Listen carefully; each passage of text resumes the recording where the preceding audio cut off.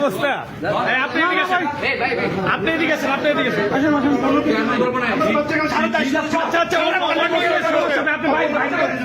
অন্যান্য রুগীর সমস্যা হবে এখান থেকে বের করে এখান থেকে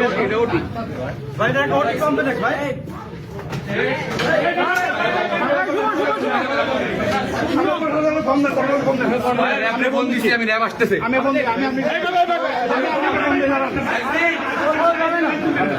বাইরে চলে যাচ্ছে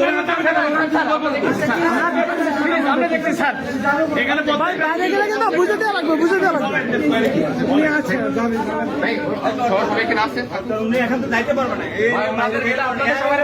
আপনি সেই দায় বান্ধেন উনি কথা বলে আপনারা বুঝে দেবেন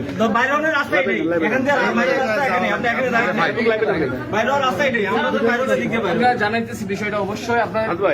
আপনাকে আপনার একটা জিনিস দেখা ভিডিওটা এদিকে দেখেন কিসের ডক্টর যুক্তরাজ্য থেকে করে আসছে এগুলা নিউরো মেডিসিনের ডক্টরও আমার মারে ওষুধ দিচ্ছে আমার মা ওষুধ খেয়ে রাত্রেবেলা মারা যায়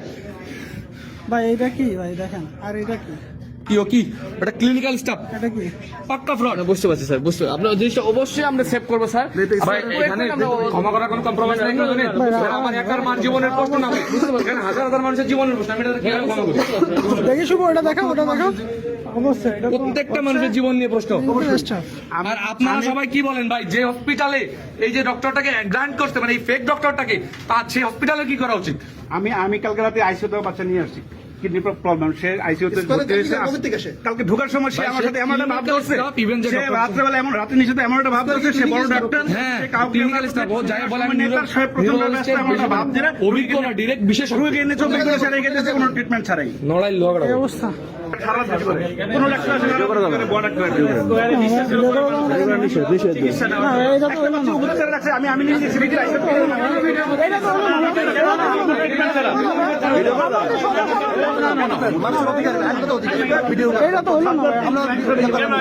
সবাই চিকিৎসা নিতে আসে